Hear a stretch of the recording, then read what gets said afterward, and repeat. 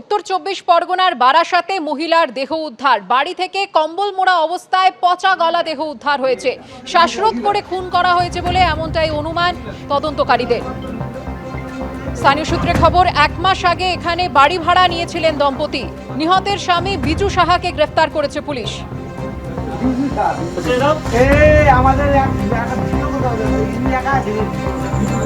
উত্তর ২৪ পরগনার বারাসাতে মহিলার দেহ উদ্ধার, তার তা ঘিরেই চাঞ্চল্য। বাড়ি থেকে কম্বলে মোড়া পচা গলা দেহ উদ্ধার হয়েছে। তদন্তকারীদের অনুমান শ্বাসরোধ করে মহিলাকে খুন করা হয়েছে। স্থানীয় সূত্রে খবর, ১ মাস আগে এখানেই বাড়ি ভাড়া নিয়েছিলেন দম্পতি। নিহতের স্বামী বিজু সাহাকে গ্রেফতার করেছে পুলিশ।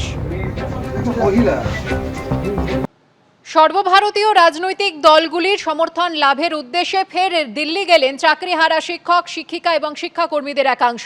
আজ সকালে দিল্লির উদ্দেশ্যে রওনা দেন ৩ জন। চাকরিহারাদের সমস্যা সমাধানের জন্য প্রধানমন্ত্রী, রাষ্ট্রপতির দৃষ্টি আকর্ষণের চেষ্টা করা হবে বলে জানিয়েছেন আন্দোলনের অন্যতম মুখ সুমন বিশ্বাস। বিভিন্ন সর্বভারতীয় রাজনৈতিক দলের সদস্যদের সঙ্গে দেখা করার পরিকল্পনা রয়েছে বলেও জানিয়েছেন তিনি।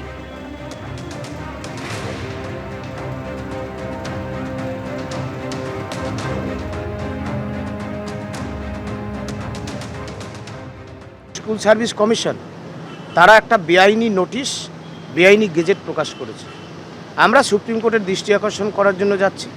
আপনারা জানেন ২২ লক্ষ ওএমআর প্রকাশের দাবিতে সিবিআইকে পার্টি করে আমরা ইতিমধ্যেই সুপ্রিম কোর্টে মামলা লড়েছি।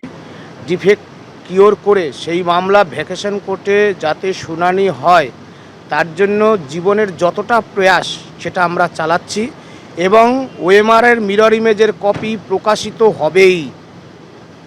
এই কপির মধ্যেই রয়েছে যোগ্য অযোগ্যের তালিকা। সকল যোগ্যজন যারা আছে, যোগ্য ওয়েটিং, প্রত্যেকের চাকরি বাঁচবে। মেঘালয় পুলিশের ডিজিপি জানাচ্ছেন কি সোনামি ৩ জন সুপারিকেরারকে হায়ার করেছিল, সে টাকা দিয়ে তাদেরকে বলে কি তার স্বামী যিনি যার সঙ্গে তার বিয়ে হয়েছে তাকে খুন করতে হবে। এবং যখন ১১ই মে বিয়ে হয় ইন্দোরে তাদের, এবং ২০ই মে তারা হানিমুনের জন্য মেঘালয়ে যান। ২২শে মে বাইক ভাড়া করেন সোনম এবং রাজা, এবং সে বাইক নিয়ে তারা লোকাল সাইট সিইং এ যান। ২৩শে মে যেটা জানা যাচ্ছে, যে ডিজিপি যেটা জানালেন সেটাতে ২৩শে মে তাদের স্কুটারটা পাওয়া যায়, তবে দুজনকে খুঁজে পাওয়া যাচ্ছিল না। বাইকটাকে অ্যাবান্ডন করা হয়েছিল সেটা পুলিশ জানিয়েছে। ২৪ তারিখ তাদের ফোন বন্ধ হয়ে যায়, সোনম এবং রাজার ফোন বন্ধ হয়ে যায়, তারা পরিবারের সঙ্গে কানেকশন কেটে যায় ইন্দোর থেকে।